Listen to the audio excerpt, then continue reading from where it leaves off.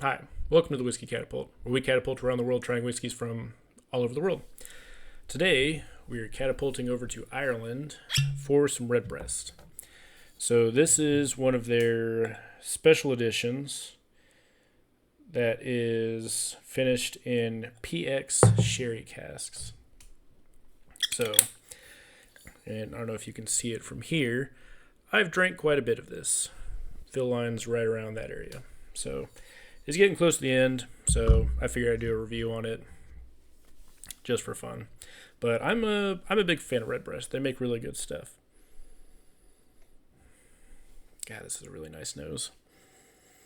It's sweet. There's some butterscotch to it. It's fruity. There's a little bit of oak in there. Just a bit. It's got kind of that shortbread kind of marker on there. So this is, it doesn't have an age statement, but it's their PX Sherry Hogshead finished single pot still Irish whiskey. 46% ABV. And they don't really give an age statement on here. So, but it's part of their Iberian series where they do different cask finishes from different wine cask finishes. But it smells really nice.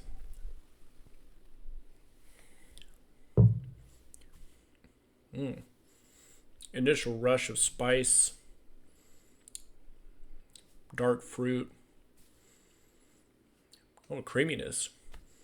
But you still get some of the classic Irish whiskey notes in there, that buttery kind of shortbread biscuit note in there. A little bit of butterscotch. It's really sweet. I don't really know how to describe it well, but a lot of PX Sherry Cask finish whiskeys have this sharp, sweet note on there. I don't know how to describe it, but it's just like this jolt of sweetness that kind of pops up time to time. And for me, I'm kind of indifferent about it. There are some whiskeys that I have that it's a little too overpowering to where I'm not a big fan of it. And there's others where it mellows out a little better and works a little bit better with the whiskey to where I can enjoy it more. But this one isn't too overpowering from that regard. So I really do appreciate that. But I've had this bottle for a couple years now. I've really been enjoying it. You can tell from how much I've drank of it. But I don't know. I had their regular range of the 12, the orange bottle. Let's do their cask strength, their 15-year, and I've even had their 21 and their 27, which are also really good. I don't know if the 21 and the 27 are worth the price point, because I think the 21 is like $300 in my area, and the 27 is like $800 in my area. Almost, I think a couple places have for like $1,000. So it ain't worth that. But if you ever have the chance to get a taster at a bar or from a friend, I highly recommend giving it a try. But this one came out, and they've been doing these releases over the past 3 or 4 years, I'd say. Where they've got a PX cask finish one, they've got a Tawny Port cask finish one, which I also have up on my shelf. They've done some in different oaks. I've got a Kentucky wood oak finished one. They have a Missouri oak finished one that I've tried that's pretty good. And they just recently, as of this recording, released I believe it's a Moscatel wine cask finish. So they're doing some interesting stuff.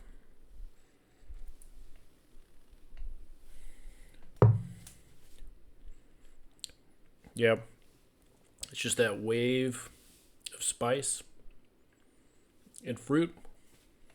Then it kind of mellows down to butterscotch, shortbread.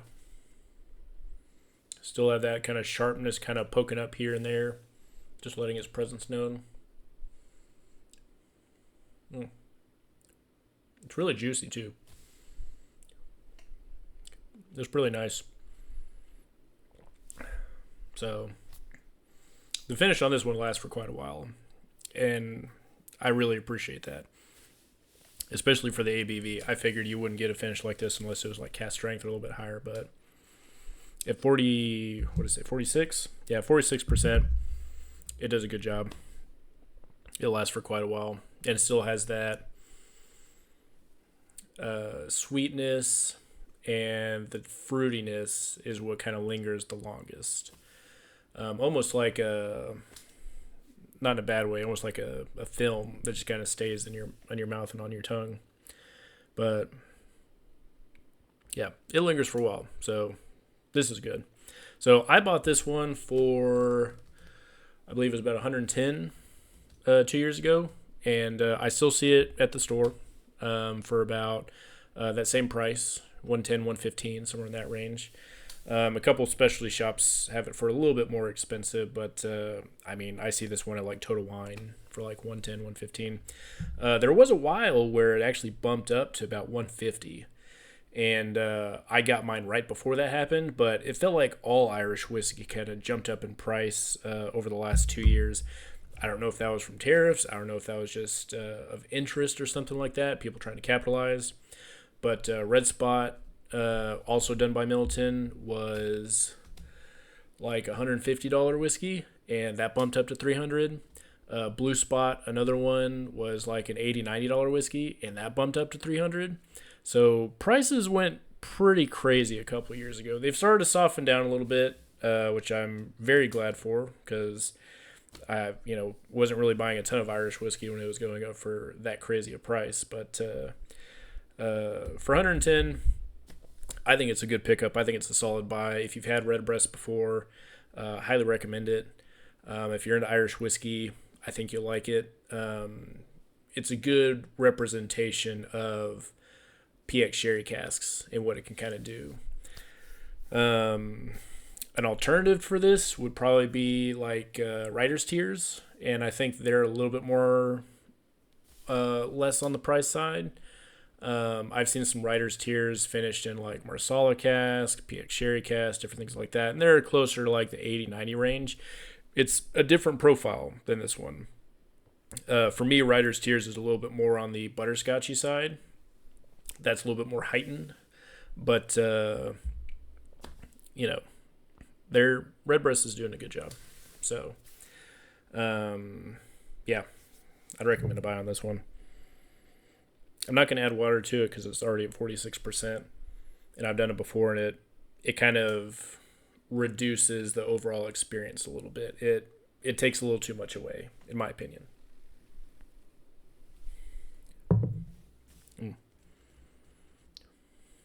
Yeah. Super interesting glass. So, but yeah, this one won't be around for much longer, at least on my shelf. So once I get a bottle about halfway, I focus in on it and work on finishing it off. So I don't want to risk the whiskey oxidizing too much. Excuse me. So usually when it gets about halfway, I'll start drinking it more regularly, work the bottle out. That way I get the full experience through life. And occasionally, if I like it well enough, I'll fill a small little sample bottle that holds like an ounce and a half for later down the road. And I've done that for like 3 or 4 whiskeys that they're a one-time purchase, probably not going to be able to get again due to either price or just availability, and want to have one on hand for later down the road. So, but thankfully, this one's still available. So when this one goes away, I might end up picking up another one. But yeah, good buy. Recommend. So if you enjoyed this review, hit that like button and subscribe to see where we catapult off to next. Cheers.